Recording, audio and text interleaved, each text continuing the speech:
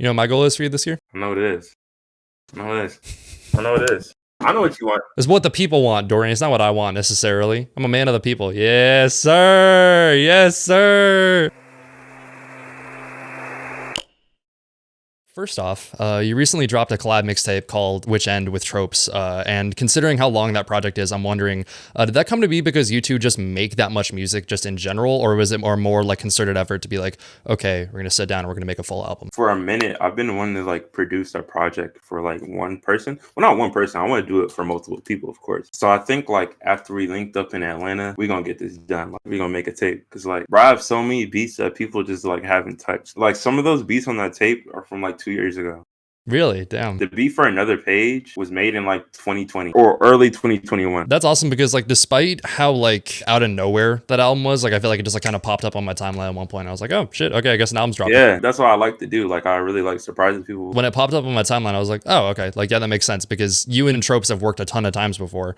You two have tons of stuff together. So I'm wondering like what qualities do you look for in a collaborator that takes them from like, okay, someone like cool to work with like once or twice to somebody like, okay, I need to like lock in with them and make more stuff with them. It's really like their sound, like, bro, Tropes has an amazing voice. Like I was talking to Kiriana about Stop Playing. He was like, this is like a combo of metal and like plug almost, because like the energy like Tropes brought out on that song is just crazy. So that's where I like look for like someone that's like gonna bring the best out on my beats. On the topic of how much you work, a while back you tweeted that you made like 9 beats in a single day, which I think would be a pretty insane output for just about anyone. But because of that, I'm sure there's thousands, like you mentioned, there's beats on your computer from 2 years ago that haven't been used. I'm sure there's thousands of project files in your computer. I'm gonna need you to be honest with me on this one. Do you organize any of it, or do you just kind of like keyboard smash on like the name files? It's mad unorganized, bro. Damn, like it's so unorganized, and I hate, bro. I be working with like Kuru, bro. He has like loops organized. Like, bro, he has like loops, like folders inside of folders and shit. Yeah, folders inside of folders inside of folders for specific people. Like I'll send him mails, right? He'll put it in like my folder. He has a folder with my name on it. And I wish I was that organized, but I'm not. Beats are just scattered everywhere, bro. Like there's some in one of my emails. I have 2 emails. There's like hundreds in one email. There's hundreds in the other email. There's FLPs that I've lost. You know what's crazy? I'm gonna get roasted for this. This is like very terrible. Up until like late 2021, I didn't save no FLPs.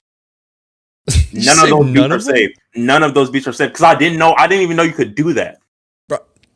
I didn't even know you could do that. None of those beats are saved. They've been exported, but there's no FLP. I didn't know that you could even do that. Like, bro, I'm really a rookie. Like, bro, I would make a beat, same project file, just start a new beat. Like, I would. What happened when you eventually were told, like, yo, you know you can like save project files, right? Like, what?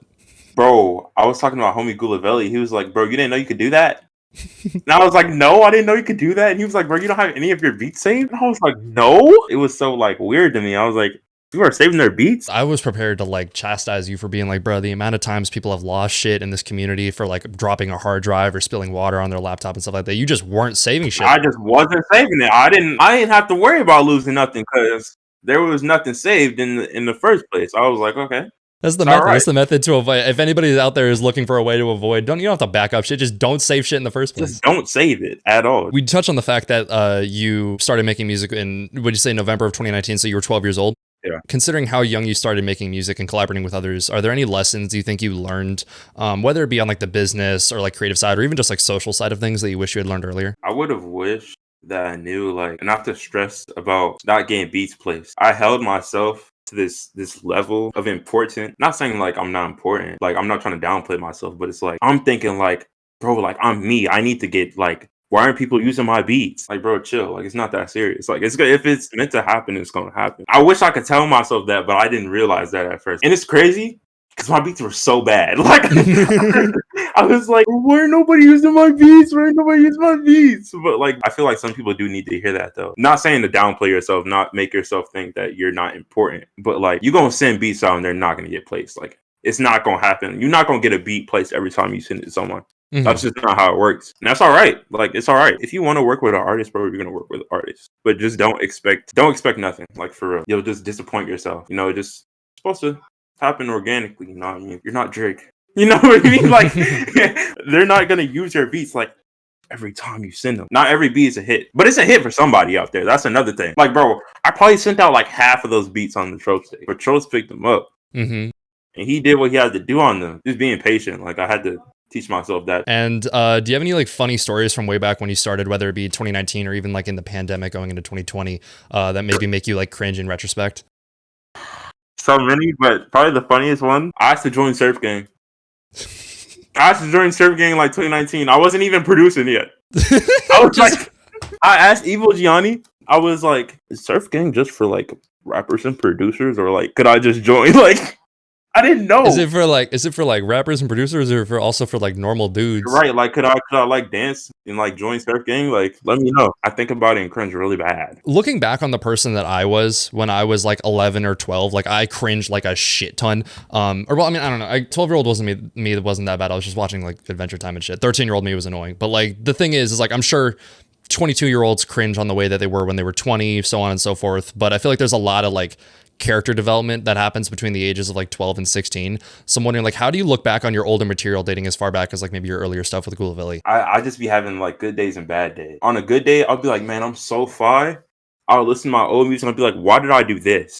Why did I do this? Why did I do this? Like, I could have done this so much differently. I have to take a step back and be like, wait a minute, like, I didn't know what I knew now. Like, but I also have bad days where it'll be like, I still suck. Like, I'm still bad. But I feel like that's with like every like person that makes art of any form. You'll have those days where it's just like, I don't like my past stuff, I don't like my stuff now, but it's like a hurdle you have to get over. Like right now, how I feel right now in this very moment, I feel like my stuff wasn't that bad. Like I feel like it was good for me being like 12. I feel like I was like a talented like middle schooler. Like it's its own little like spiraling thing where it's like if you're a 16-year-old there are tons of other like 16-year-old producers out there, so you have a lot of things to compare yourself against, and that can lead to you being like, am I as good as people my age? But when you're 12, it's like, who the fuck else is producing at the age of 12? Right, like I was in middle school, like a lot of people were hating on me. Like I don't mean to seem cringy because it's like people that would be like, and I was in school, people were hating on me. They weren't really hating on them that bad. But I remember I posted this track to SoundCloud. It was really bad. But like someone like we had this thing called like pods. When it's time to change classes, everybody comes out at the same time. This kid I knew came out playing like the track on his phone, like out loud, no headphone. He was like, this is so bad. And I was like, well, dang, okay. I'm just like rained on my parade. Like now it's like completely different, bro. Because I have a sister that's also in high school. She's a grade above me. I got people like asking her if I'm like famous. But like, I don't really like to tell people that I make music. It's just like kind of, if you know things. I feel like there's a lot of really awesome stories like that of like, for example, like I remember Ryan Lahan mentioned of that, like in high school, I think it was his senior year of high school. He made his first song ever. And like it was horrible. Like I've never heard of it. He described it as horrible, and like people like really like laid into him for it, like really bullied him for it. And now he performs shows nearby his hometown, and there are kids that from that high school are now like, bro, we love your music in like his hometown. Bro, it always changes up. It's always like that. I don't know why people like haven't realized that. Like, bro, just don't hate. Like, it don't matter how bad you think they are right now. Like, bro, like, what are you gaining? That's what I want to know. Like, what do they gain from hating on someone that's coming up? The same way you wouldn't hate on like a high school football player for maybe not being the best. It's like, bro, he's been doing it for like a year or two. Right, like, bro, how could you hate on that? Especially, he's not made a career out of it. It's a sport that he's doing in high school. It's like a hobby. It's fun. Like, especially if they're not doing anything, you get some traction, and it's a full like turnaround, bro. It's like crazy. It happens every time, bro. I've watched it happen so many times. This isn't how you were acting when we were in middle school. Like, I admit I was bad, but like you could have been supportive. Like, you could have been fake supportive at least. But like, yeah, it's just. Okay, tip from feardorian: be fake supportive to people. Yeah, like, bro, if you really think they're bad, I don't know, because it's like being fake supportive is objectively worse than hating. Don't be a hater, essentially. Just don't be a hater, bro. You don't have to support them. Just don't hate. Right. And then also you mentioned that like other kids at like your middle school knew that you were making music. So that begs the question, like, did your like parents know like from the jump that you were making music? And like, what did they like say when you started getting like invited to shows and getting like crazy placements and shit like that? My dad didn't really know until like last year. He was sending me money for my birthday. He saw my cash tag. It was one feardorian. Send me money. Anyway. I'm gonna censor that shit out. I'm gonna blur that shit out. No. Okay, but yeah, he saw my cash tag and he was like, what is feardorian? And I was like, it's my producer name. He didn't know I made music until then. But like my mom has like been supportive from like near the jump. When I got invited to the Golf Boy Click show and I was like on stage with like Fish and Narc and whatnot, I don't even think I was making music yet, but like she saw it. She's been supportive for the job. It's Crazy to see how far you've come at such a young age. But as you and the people that you work with continue to achieve like greater and greater things and have more and more eyes on you, I'm sure there's going to be like there's plenty of companies that'll take note of the path that you guys are on. And in my opinion, it's only a matter of time until one of y'all gets a fast food restaurant deal. So let's say tomorrow you get the opportunity to make your own meal at any fast food place in the world.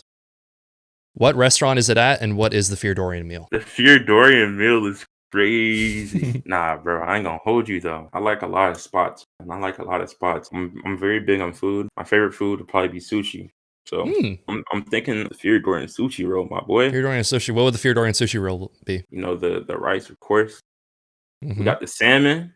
Mm-hmm. What's in sushi? Help me out. Bro, it's your favorite food. What do you mean? I never thought what if I just build a sushi company? But now I need to be thinking about that. You know, we never know what can happen. If not sushi, what else would it be? Honey garlic wings, bro. But make sure to brush your teeth after you eat those, bro. Because those are not good for the breath. Garlic in general is not good for the breath. Make sure you brush your teeth after you eat those. If it was like at Wingstop, bro. Because I don't think Wingstop has honey garlic. They don't? Really? Huh? I don't think they have it. Let me fact check that. We're getting our sources on the ground to check out Wingstop right now. No. They don't have it.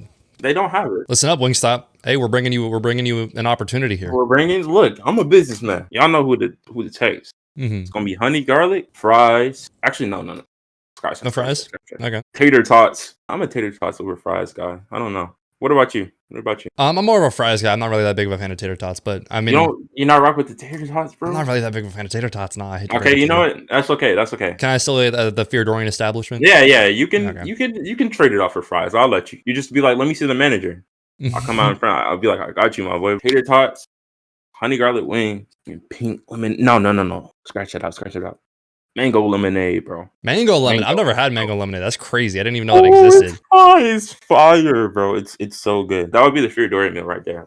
That'll get you right on a sunny day. That's the feardorian meal. We're gonna get back on the sushi. I'm gonna figure out what's in sushi, and I'm gonna get back to you on that. I got some ideas. And on the topic of you being a businessman, I feel like a lot of artists, as soon as they start getting like a little bit of traction, just immediately jump to like, all right, I need a manager. And in all likelihood, they might just like need like better tweets or some shit. So I'm wondering, like, what do you think, considering you do have a manager in the form of Tay, what do you think is a good... Shout out Taylor, man. What do you think is a good criteria for evaluating if you need a manager or not? Are you having trouble with like doing business, like selling beats or like selling features? Like, are you having trouble doing that? You're probably going to need a manager for that. Are labels coming at you? Are they asking you to sign contracts? You're probably going to need a manager for that, or like a lawyer. The moment signing shit gets involved, that's when you need to start paying attention. Get a manager or get a lawyer. Putting music on streaming. If you don't know how to do that, you don't know how to, I personally use DistroKid. If you don't know how to do that, get a manager. They'll most likely do it for you. If you need help, like trying to network with artists, you'll probably need a manager for that. They'll probably be locked in some way, like, have the connects to get you there. If you have any like trouble with any of these things, you probably want to look for a manager. Something I've always appreciated about the community is that people within it tend to treat producers pretty fairly, like whether it be like handling splits appropriately or like, whatever else. But I feel like being in a community like this kind of makes it easy to forget that that's not like normal. That's not the case usually. Yeah. I feel like for every like success story of like, yeah, I got like good splits and everything, it worked out really good, I feel like I hear like a dozen horror stories of like, oh, I got my loop stolen, or like I got this stolen, or whatever else. I didn't get credit for this. So I'm wondering, like, what do you think are some of the most like common mistakes people make when approaching producers, and what do you think should be done to rectify them? If you're not gonna pay the producer, bro, because that happens way too frequently, and it shouldn't happen at all. Producers, they should be as appreciated as the artist, if not more. I'm saying if not more, because what is an artist without a producer, bro? An a cappella group? Right, like, you can't even do nothing with that. Well, you can't. Let me not say that. I just want to be mindful with my words. No, you're totally fine. You see what I'm saying, though. Like, I feel like they're depreciated. A part of the reason is because they don't really get a lot of credit. I feel like that's what it circles back to, like not getting enough credit that they deserve. It's sad, like, bro. I've seen it happen so many times. Like, do y'all not realize like they were really building this sound for this artist, and now they're like not even in the background. Like they're not even. There's no background for them to be in. Like they're gone, bro. Like if you're not gonna pay them, bro, at least credit them, bro. At least that's the bare minimum you could do. I feel like we don't get enough credit. Like that's really what we just be wanting, and respect, credit and respect. Producers do not be getting respected out here. You're not gonna go. Well, you might. There's people that might, but you're not gonna go into an artist DM and act some type of way if they give you a price or whatever. But if a producer shoots you a price for their beats, this price is too high. Nah, like, you know what I mean? Like, it happens way too much, bro. Like, they really be trying to producers out here. Back on the topic of you mentioning that like kids at your middle school weren't exactly receptive to some like your stuff. A while back you tweeted about how like the SoundCloud slander at your school needs to stop, and I feel like that's it's a pretty universal experience. Like if you like really pay attention to how like in our little circles, it's like, oh yeah, SoundCloud's a really awesome platform. But like if you pay attention to how like most kids talk about SoundCloud, it's usually pretty negative. So I'm wondering like if you could sit down with one of the naysayers at your school and give your argument as to why SoundCloud doesn't deserve all that hate, what would you say? I need them to realize, bro, your favorite artists are still using SoundCloud to this day. Like, they act like nobody uses that. They act like it's an app from like the 90s. Like, and it's crazy because not only do your favorite artists still use SoundCloud, bro, they came up off SoundCloud. A lot of their favorite artists did not just jump straight to all streaming platforms. Bro, a lot of legendary music came from SoundCloud. Like, bro, without SoundCloud though, like, can you imagine what music would be like? A legendary platform for like building a community. Cause it's like with SoundCloud and shit, you can leave comments and stuff like that. With SoundCloud, you can interact with fans and stuff like that. It's a lot more like community based than something like Spotify, where it's like, yeah, Spotify might be like better in a lot of ways, but the thing is it doesn't have nearly the same community optimization. And I'm not like trying to like poop on the other streaming platforms. Like, I really love Spotify, especially like if I'm going to sample something, I really like Spotify because it's like it'll give you like recommended artists or similar artists, and it's easy to find like nice tracks. So like I'm not trying to like poop on other streaming services. I'm just saying, like, don't downplay SoundCloud now. Like, especially if you don't know what you're talking about. You're just saying it because other people are saying it, because it's a really popular thing to say, but I feel like people don't know why they're saying it. I remember the first interview I ever did with Juno. It happened, I did that interview with Juno like the week after Cole Bennett tweeted that stupid ass shit about how like, oh, the SoundCloud scene was so like vibrant and lively in like 2016, 2017. Nowadays it's all just people doing the same shit. It's like, it's just such a stupid like. There are so many people that said similar things to that because you're not looking. Like, you're just not looking hard enough. We are out here. There are many talented people on SoundCloud. You're just not looking hard enough. So don't, especially if you haven't looked at all, don't just try to say like everybody's doing the same thing. You're just not looking. There's something for everybody on SoundCloud. I feel like there's like no shortage of like new shit constantly coming up. I feel like every time I blink, there's like everybody. I feel like every time I blink, there's like 30 new artists and I'm like, what the fuck? I need to check out all their stuff. On the opposite side of the spectrum, while a lot of like those like criticisms of SoundCloud, like, oh, it's cooler in like 2016 or whatever, all that shit's like pretty easy to like just cast aside. It doesn't really hold a lot of weight. In the past couple months, there has been a lot of discussion about like things that SoundCloud could be maybe doing better, whether it is like adding 2FA or copyright strikes or whatever the case may be. So I'm wondering, like, in the spirit of constructive criticism, what do you think are some areas that SoundCloud could use a bit of work on? I have to agree. Two-factor authentication, bro. Like, I've seen so many of my friends get hacked, and it's just like so easy to do that. People are like have tried to get in my email. Like, if they got that, they could easily get into my SoundCloud. You could easily just reset your password. I don't want to give sauce to people that's trying to hack people, but like, all you need is an email, is what I'm saying. All you need is an email, bro. If you have someone's email, you could easily get into their SoundCloud. That wouldn't happen if two-factor authentication was here. If they had that, that would definitely help the platform, I think. And also, I have to agree again with the copyright strikes. Like, people could easily like copy strike anything they want, almost anything. All you need to do is file a report with no like evidence, and then boom, it's down. Like, yeah, like that happened. I'm pretty sure Home Switcher is still not on SoundCloud because somebody took it down and then re-uploaded it, right? It's that easy. That is needed. Like, we need to fix that problem. It can ruin artists' career. In a blink of an eye. For all the amazing things SoundCloud does get right, it feels like one of those situations where they've nailed all these little tiny details, whether it be like making related artists pretty accurate or like getting like all these different community features put together, but then they like miss out on like the most fundamental thing of like, it's so many people asking for that. How could you miss it? Everything has two-factor authentication now. Right, like everything has that. Like the website I use to like log like what like vinyl records I own has two-factor authentication. Why the fuck doesn't SoundCloud? Bro, there was like a period like last month, like dude was getting hacked back to back. Like Widow got hacked, bro. Like, I was like, no. But yeah, that could be fixed. Like, we need to get on that. Well, I'm not saying we work out, like I work out SoundCloud, but like, no, I'll go call up John SoundCloud. We'll get on the phone with about it. Yeah, we gonna get it done now. I'm gonna go to the headquarters myself. I'm gonna talk sternly to him. No, I got y'all. I got y'all. That's my new mission. And then, on a completely unrelated note, I understand that you sample both a lot of shoegaze and, interestingly enough, a good bit of Japanese math rock in your beats. So I'm wondering, like, how did you come across those as two different places that you could draw inspiration from? I love love the melodies, bro. Like they sleeping on the Japanese shoegaze, bro. There's so many like variants. So, bro, like the hard guitars, and then there's like the soft like keys. There's so much that I have to like find, bro. That's what I love about music in general, bro. There's so much music to find. I could find my favorite song tomorrow. Shout out Evil Gianni, bro. I just love drill beats. So, you know, they're great for drill beats.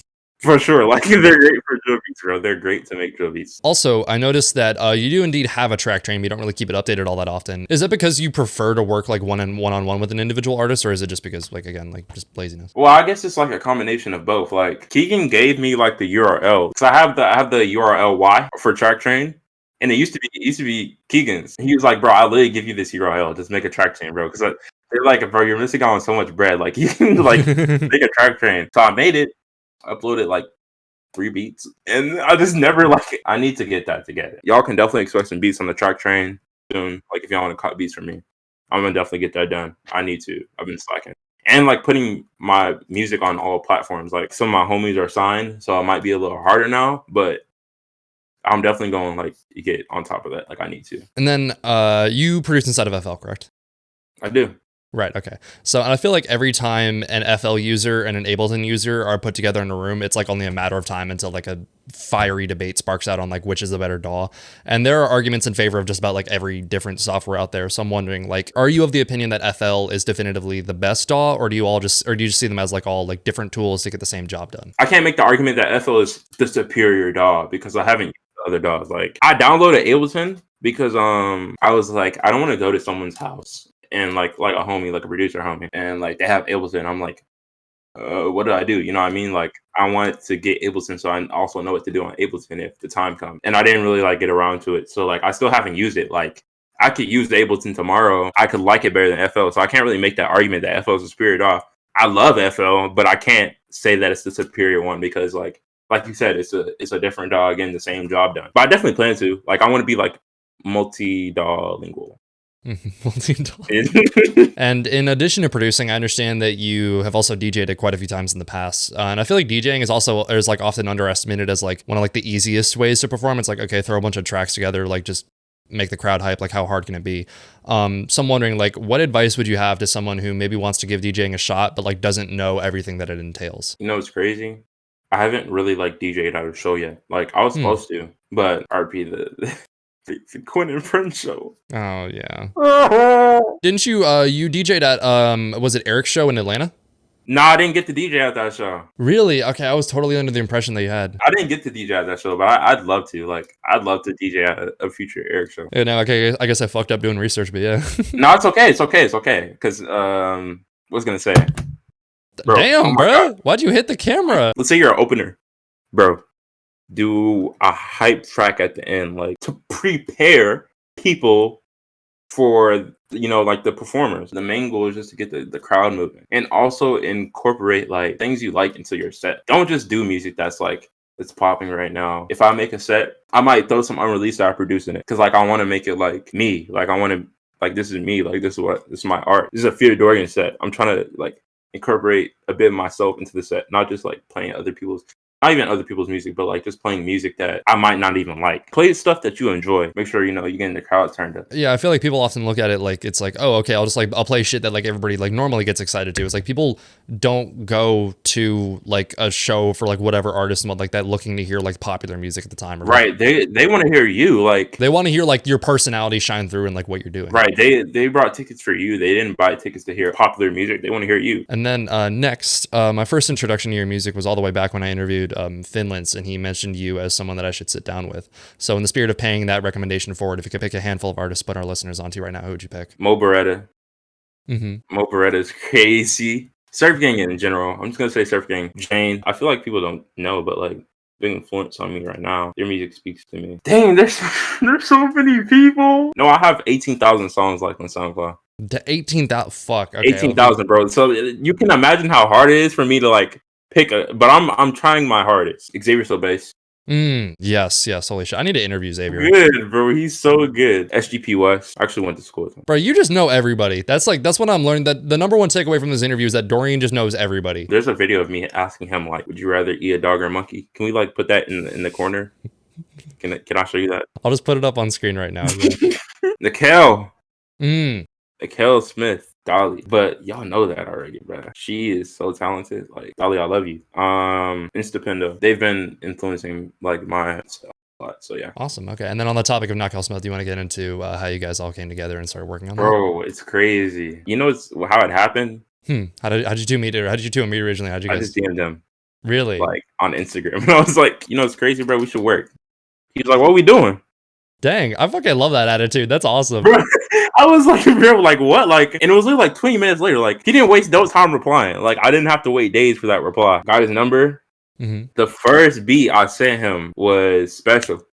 Really? That was Dang. that was the first beat. He was like, bro, like it's up. He sent Special back like an hour later. Mm-hmm. An hour? Fuck. Wow. Yes. Okay. Bro, he sent the song back like an hour later. So this is all in one day. Song drop same day. That's a good lesson to be learned in like valuing yourself, because it's like, yeah, you can't. Right, bro. Don't think that you're not like capable of it. Because like, bro, I didn't expect him to reply. Bro, we made a song, dropped it same day, and now we got a project. I love Knock. He's a goat, man. He's a goat. On a similar note, like you mentioned, you've collaborated with a ton of people, quite a few other producers, vocalists, everything across the board. But I can imagine there's still plenty more you want to work with. So if you can name a handful of dream collaborators, who would they be? It could be anybody like dead or alive. Earl Sweatshirt. Holy shit! If something from you and Earl would go insane, oh my god. I was actually on FaceTime with Earl like not too long ago. Like, cause that screenshot is so funny. Yeah, bro, it's you've seen it. I can't even like begin to explain how like that made me feel, because it's like, bro, his music like saved my life. He's like my top 3. I've been listening to him since I was in like 7th grade. Like when I was growing up, my sister was like putting me on to like Tyler, like old Drake, old Nicki Minaj, Young Lean, bro. She put me on the Ginseng Strip when I was like 8, bro. Damn, yeah, your sister's tapped in. Holy shit. Like personally, I think that changed my life. Like for real. Like that song is, I can't believe that song blew up on TikTok. Sorry, I'm rambling now. But yeah, like I just FaceTime Knock because I wanted to have a dance battle. And he was just there, bro. And we were dancing to Uzi. Top 1 moment of my year so far. Instapendo, of course. I want to work with Quinn for sure. Indigo Child Rick. If y'all don't know who Indigo, have you heard of Indigo Child Rick? I'm not familiar now. Have you heard Lean For Real by Cardi? Yeah. He made that beat. Really? Damn. Okay. Yeah. Okay. Yeah, he made that beat because you know in like the 4 seconds of the song, Cardi is like Indigo. He's like shouting out him. Yeah, he's very talented. But I do not know where he is right now because he hasn't dropped music in like 3 years. He just like kind of like disappeared. But like I hope he comes back and work with him. Young God, Drain Gang as a whole, bro. Like Rip Squad, Reserve, Black Cray. We've talked about it. Like we've talked about getting something in. Crazy, insane influence to me. So he's a go. Ken Carson would be fire. Holy fuck, yeah. Bro, that track would be insane. You've seen Ken Carson crowds before, bro. I can imagine them just like seen it, bro. Yeah, ripping themselves apart to a feardorian beat. Up there with, bro, his performances are up there with Cardi, bro. Like already, like, and he has been making music for a long time, but like he hasn't been like performing for a long time. You know what I mean? And he's already like insane at it. Like, bro, his crowd control is crazy. Destroy Lonely. My God, that would be crazy. That just like, bro, did you just like see? You look like you saw a ghost. You're like Destroy Lonely, bro. Because like I was thinking about King Carson. I was like, there's someone else. Destroy Lonely, bro. Of course. Like, my God, he's so good. And then finally, you've already come a really long way this year, and I'm super excited for what's to come for you. So with a new project under your belt and your 16th birthday coming up soon, is there anything you're looking to accomplish before the year's through? Working with Saturn on a couple of tracks, you know, praying that turns into a project because Saturn is crazy. Planning on traveling, you know, doing shows. I want to model. Like, it's my other passion. Like, I feel like a lot of people don't know that because I don't really talk about it as much. But yeah, that's like my music is right here. Modeling is right there. Like they're on the same. Really? Damn, I was completely not aware of that. Yeah. I really want to do that. Like I want to walk runways, bro. Like when I saw Meg walk for Marnie, I think it was. Yeah, for Marnie. Yeah, it was Marnie. Bro, it blew my mind. They were really living out my dreams. I was so proud of them. I think everybody was also like, holy shit, that's so That awesome. Was a crazy moment. You walking from Marnie in Paris, like you're crazy. Producing more projects for people and just like linking up with friends. Like that's my goals for the year. You know what my goal is for you this year? I know what it is. I know what you want. It's what the people want, Dorian. It's not what I want necessarily. I'm a man of the people. Yes, sir. Yes, sir. Awesome. Someone said they wanted me to hit the juju on that beat. I don't know. Yeah, somebody asked you for the stanky leg. I mean, stanky leg? We don't have to. No, don't worry. No, okay, you don't have to, bro. Come on. Hey, war with the squad. All my niggas gon' pull it, they shooting that shit like it's kite. We finna rise. All my brothers and me finna go right up to the top. Up to the throne.